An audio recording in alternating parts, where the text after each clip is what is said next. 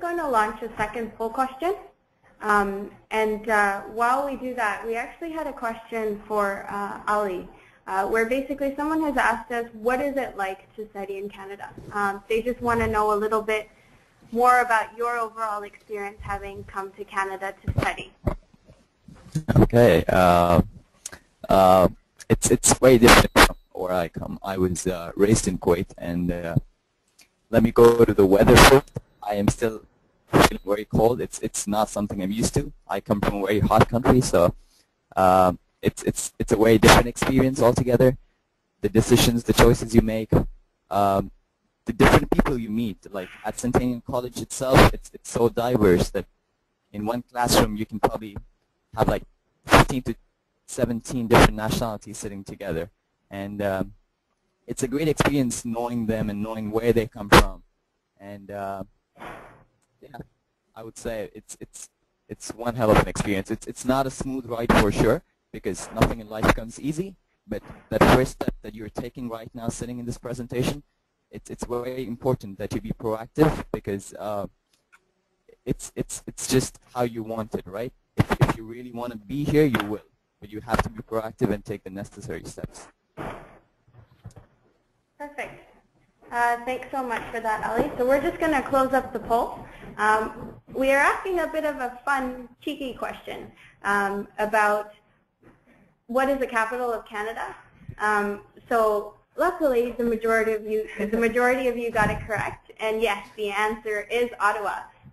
But one of the biggest misconceptions, I think, is that Toronto is in fact the capital of Canada. But it is not. But I'm glad to see that most of you didn't fall into our trap.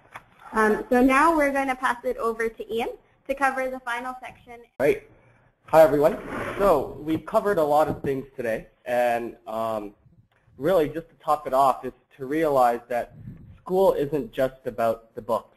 I'm very much the work hard, party hard kind of person. And really, if you think about it, it's 3 to 5 years of your life.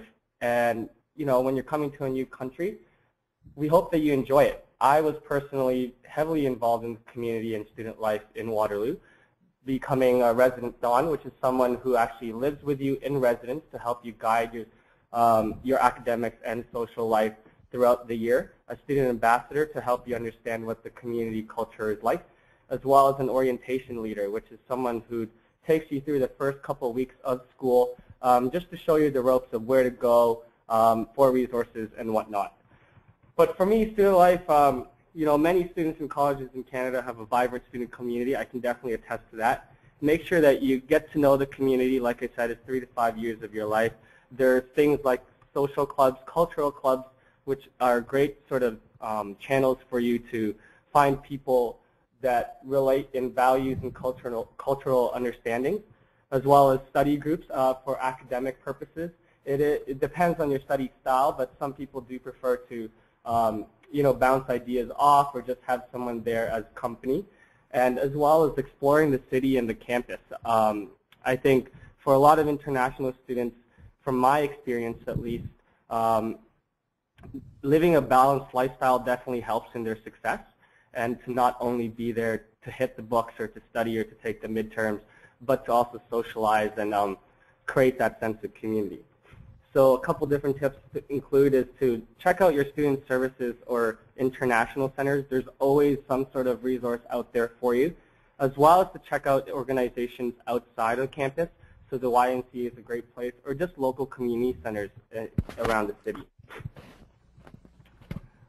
Now, aside from getting involved in student life, of course, there were many questions about work in terms of what to do while in school and what to do after school. Actually, there was a question typed in earlier about how much can you cover of the $30,000 that we showed as a budget earlier through working. Hopefully, this can clarify some things for you. So as an international student, you can work. You can work full-time up to 20 hours on campus. You can also take part in co-op programs as well as work as a graduate student. To do that, you will require a SIN number, which is a social insurance number, to get paid in Canada. Post-graduation, you can work up to 3 years with the right working visas and whatnot. which you should apply for within 90 days. So referring back to the question about how much can you cover for $30,000, it really depends on where you study. If you think about maximum of 20 hours on campus per week, and then around the minimum wage changes in every province. Here in Canada, or here in Toronto, it's about $10 or so. So if you calculate that, it's about probably $200 or so a week. Really, it will only cover your daily expenses or sort of things like phone, internet, or entertainment. The large chunk, which would be tuition or accommodations, should probably be something that you save up for before coming to Canada, knowing these restrictions. So post-graduation work permits, like I said, international students do have the ability to stay and work during or after, just as long as you get the right work permit programs. And we provided you a link there for different parts, like off-campus work permits, on-campus, as well as co-op and post-grad. So just make a note that to apply for these sort of programs or permits, you do have to be studying in the institution for a minimum of about 6 to 12 months before you apply. So just to keep that in mind, for the first 6 months or so, you may not be able to or eligible to work in Canada, so to leave a little buffer room for costs and expenses there.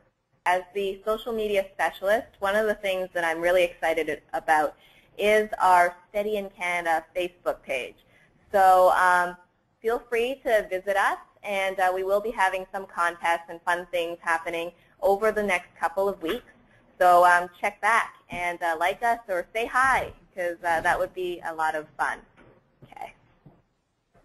Again, we do have online presentations coming out to you. This is our first international presentation, so presentations specifically for international students. We will be having more in the future. So if you check our events page, that would be a great spot to sign up and register for that. And just some quick thank yous. Liza, you want to take that? So we just want to say thank you to everybody that's attended our session, as well as to our special guests. So thank you to Deb for taking us through English language requirements, and Ali for giving your thoughtful insights on what it's like to be a student here in Canada. We still have a lot of questions, and we are more than happy to answer them for you. So stick around if you'd like your questions to be answered, and if not, thank you very much for your time. We certainly appreciate all of you joining us from all across the world.